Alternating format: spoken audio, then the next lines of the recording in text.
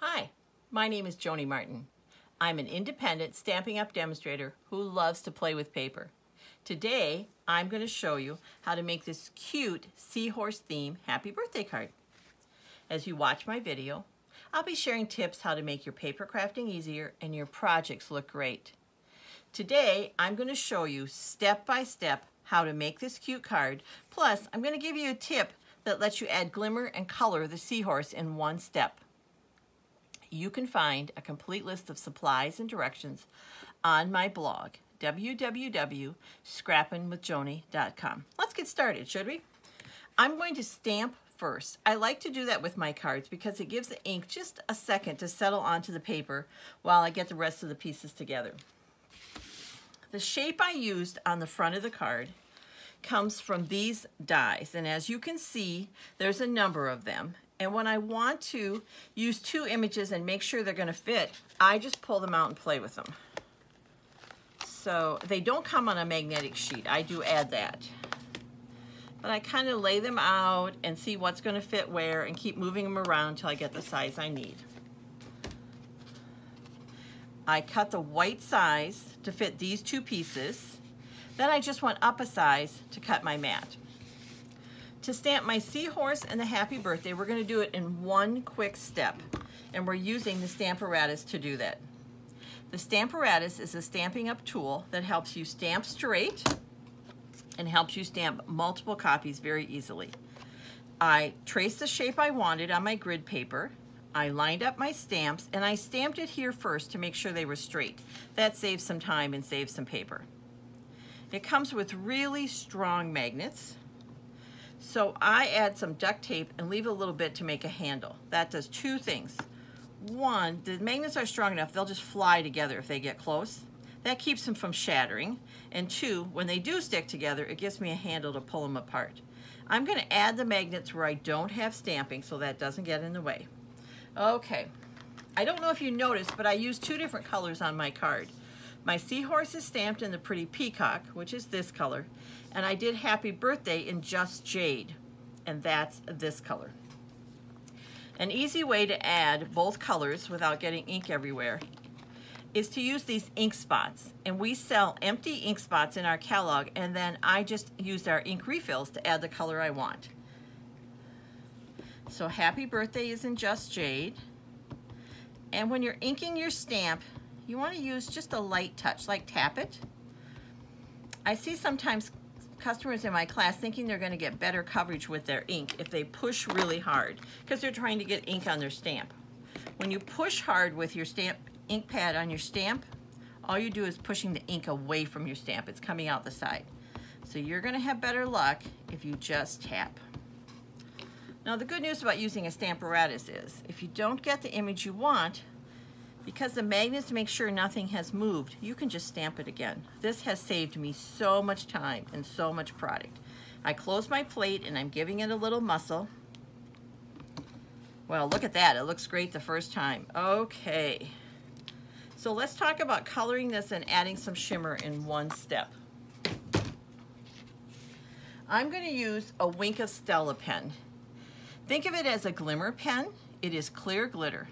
And when you pull it out of your craft box, if you haven't just finished using it, you want to shake it really good. Let's get that glimmer around there. And then it has a brush. And I'm just going to color it. And what happens is, I'm not losing my stamped image, but it's pulling some ink from that stamped image. So it looks like I both stamped and colored in this Pretty Peacock color. And as you can see, it takes no time at all. But it really made my seahorse look like amazing. Have you ever seen a seahorse? I saw them at the Shed Aquarium. They're tiny, and they honestly aren't peacock, but a Pretty Peacock color. But that color matches my paper. So I think I just took a little liberties with the color there. There we go, and we're done. That was easy.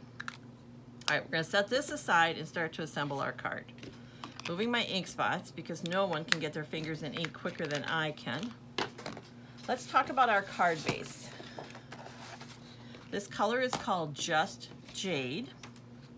And to make my card base, I start with an 8.5 by 11, which is a pretty standard size. and I'm going to cut it in half. I can get 2 card bases from 1 sheet of paper. Regardless of the kind of paper cutter you use, most of them have a lip or like a little ledge at the top, and you want to push your paper tight against there. That will help make sure your paper's straight. I can get 2 out of this by cutting it in half. If this is 11 inches long, half is going to be at 5.5. I'm going to start there. The other tip is push against the ledge. Don't pull away from there. That ledge is helping you keep your paper straight. So start your cutter below it and go straight up. There we go. We have 2 paper card bases. We just need 1. I'm going to fold it in half. I like using grid paper because I can make sure I start out straight, and then I'm more likely to end up with it being straight. There's my card base. I use a bone folder from Stampin' Up! To make sure I have a nice fold. If you don't have one of these, I bet you have a paper snips, and you can just use the edge of that too. Okay, there's our card base. This piece is cut from one of our fun new papers, our whale paper, and it has all kinds of sea themes in it. I'm going to attach it to the Pretty Peacock. So this is Just Jade, which is what we stamped here. This is Pretty Peacock, which is what I stamped our Seahorse with. The adhesive I'm using today is our liquid multi-purpose glue. Really, the trick about adhesives is use the one you're most comfortable with. Occasionally, there's a certain adhesive you need to use for a project, but the reality is use the one that works for you. You're going to do a better job if it's one you like. I like this one because I can move it around if I don't quite get it right the first time. It has a couple seconds grace. So that's going there, like so. I'm going to set it down. I have it right in the center. Okay. I'm going to put this on my card base. This is our card front going on the card base. For me, I get it straighter if I open my card up. But perhaps that's just a quirk of me. You don't need a lot of the liquid Tombow. It's one of our stronger adhesives. That's going in the center there. As I said, I cut a larger of the stitched nested labels, and that's going to go there. You can put this anywhere on the card that you like. It could go in the center. If you've been watching my card making videos or watch me on my Facebook Lives, know that I don't always put things in the center because I spend too much time trying to get it in the center. So I put it to the side. I'm just going to do a little bit of glue there. Put it where I want. Like so. Guys, we're almost there. This takes no time at all. This would be a fun card to make multiples of. I like this card too because I think I could send it to almost anyone. You know, sometimes you make a card and you think, oh, that's a guy card, or that's a kid card, or I'll send that card to my sister. This card I really could send to anyone. It's really pretty, but it's kind of fun. A sea theme works with so many things. Okay.